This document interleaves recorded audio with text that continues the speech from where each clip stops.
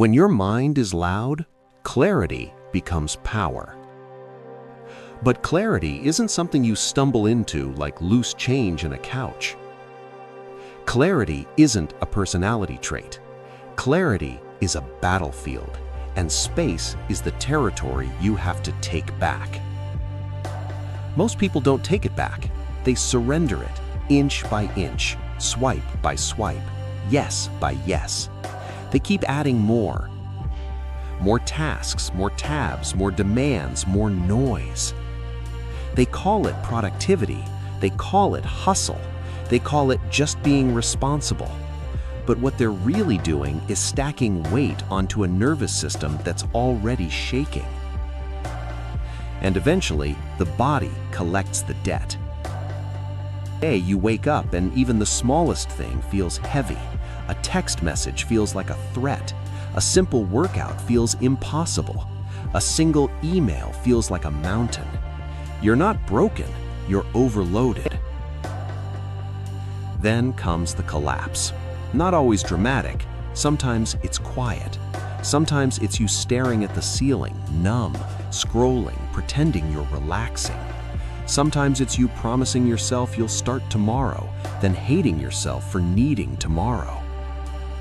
And in that moment, you reach for the easiest explanation. I'm lazy. I'm inconsistent. I don't have discipline. Because shame is simple.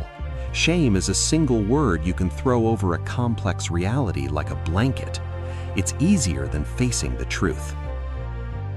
So let me tell you the truth. Your lack of discipline is not laziness. It's self-protection.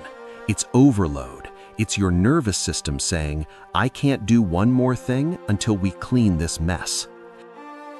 That resistance you feel is not a character flaw. It's a signal, and signals are meant to be read, not punished. The moment you stop treating resistance as the enemy, everything shifts. Because resistance is universal. It shows up for everyone. It shows up for the talented. It shows up for the confident. It shows up for the people you admire.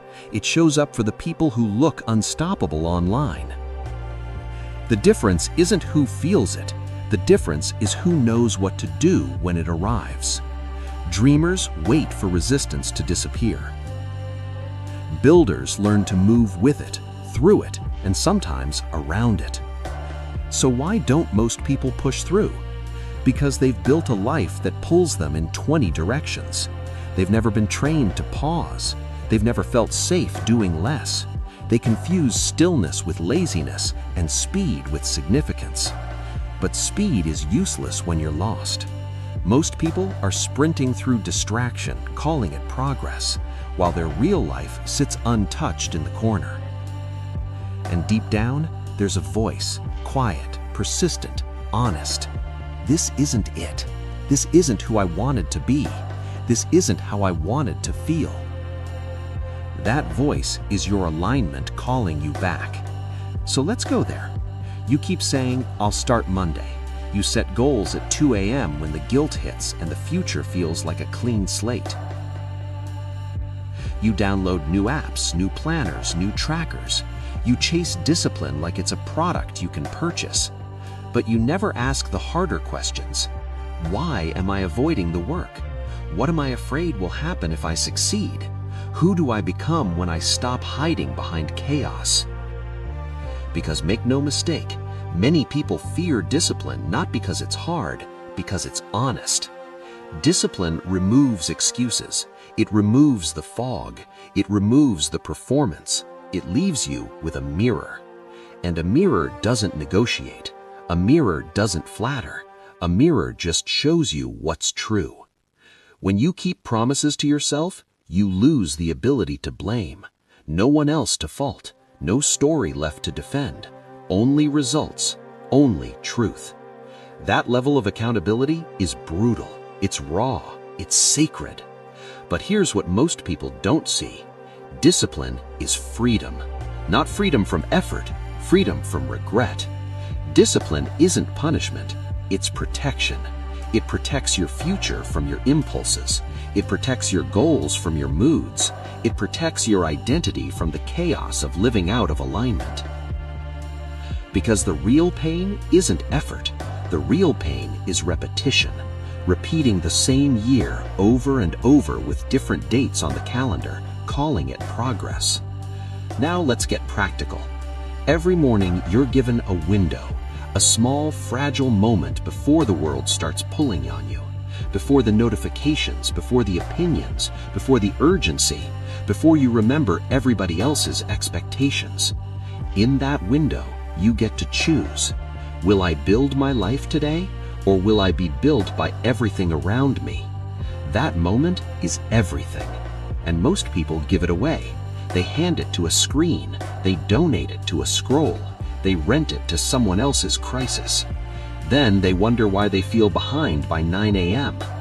You don't need a productivity hack, you need a boundary. Start your day with silence, with solitude, with your own thoughts, even 10 minutes. Because how you start determines what you tolerate, and what you tolerate determines what you become. Now let's talk about the kind of resistance nobody warns you about. Some of you don't avoid discipline because it's difficult. You avoid it because it makes you feel unworthy. The moment you try to build structure, old voices wake up. Who are you to do this? You failed before. You never finish. You always fall back. But those voices are not facts. They are echoes. Echoes of past mistakes. Echoes of people who projected their limits on your life. Echoes of moments when you tried without a plan and called the outcome proof. Discipline is not perfection. Discipline is authorship. It's you picking up the pen and saying, "This is my story, and I get to rewrite it." One page at a time, one act at a time, one decision that no one applauds, but you make anyway. Let me give you a cinematic truth. Your life will not change in a montage.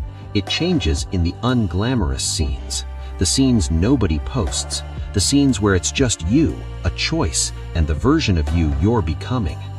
And yes, it gets lonely. When you raise your standards, you lose people. When you protect your time, you get judged. When you stop being available for every emergency, you get labeled different. When you move with intention, you get misunderstood. That's not arrogance, that's alignment. Not everyone will come with you, but the right people will respect the path. And more importantly, you'll start respecting yourself. Now, systems. Because discipline isn't just effort, discipline is architecture. If your life is built around temptation, don't expect willpower to save you. If your phone is the first thing you touch and the last thing you see, your mind will never be quiet. If your environment is a shrine to distraction, your focus will die there. If your calendar is reactive, your goals will starve. Your outcomes aren't random, they're designed. So change the design. Place the gym bag by the door. Make the healthy choice the easy choice. Pre-commit your meals. Schedule what matters first before the world steals the space. Remove friction from the habits you want. Add friction to the habits you regret. Discipline becomes easier when the environment stops sabotaging you. Now let's talk about the thing that scares people most: relapse. Because it's coming. You will miss a day. You will mess up. You will slip. Here's the rule: never miss twice. One miss is life. 2 is the beginning of a pattern. 3 is a decision. The most powerful people aren't the most perfect. They're the fastest to return. No drama, no guilt spiral, no identity collapse. Just recalibration, just realignment, just the quiet strength of coming back. Because discipline isn't a streak, discipline is a relationship, and relationships are built on repair. Now I want to challenge the story you've been telling yourself. Maybe you're not lazy, maybe you're not broken, maybe you're not inconsistent. Maybe you're trying to build a future with a nervous system that's drowning. Maybe you're carrying too much, pleasing too many, consuming too much noise, and calling the exhaustion a personal failure. So here's a new framework. Discipline has 3 layers. Layer 1 is clarity. Know what matters. Layer 2 is capacity. Protect your energy. Layer 3 is commitment. Keep the promise. Most people skip to commitment and wonder why they collapse. But commitment without capacity becomes burnout, and capacity without clarity becomes busy work. So start with clarity. Write down what you want in one sentence, not 10 goals, one sentence. If your life had a headline, what would it be? Then build capacity. Sleep is a discipline. Saying no is a discipline. Turning off the news is a discipline. Leaving some messages unanswered until you can respond like the person you want to be is a discipline. You're not behind because you're weak. You're behind because you're depleted. Then commit. Not with grand vows, with small, repeatable actions. Because discipline isn't a heroic moment. It's a humble practice. It's waking up when you said you would. It's showing up when you don't feel like it. It's doing the next right thing even if nobody notices. And here's the part that changes everything. Every time you keep a promise to yourself, you deposit trust into your identity. You become someone you can rely on. Self-respect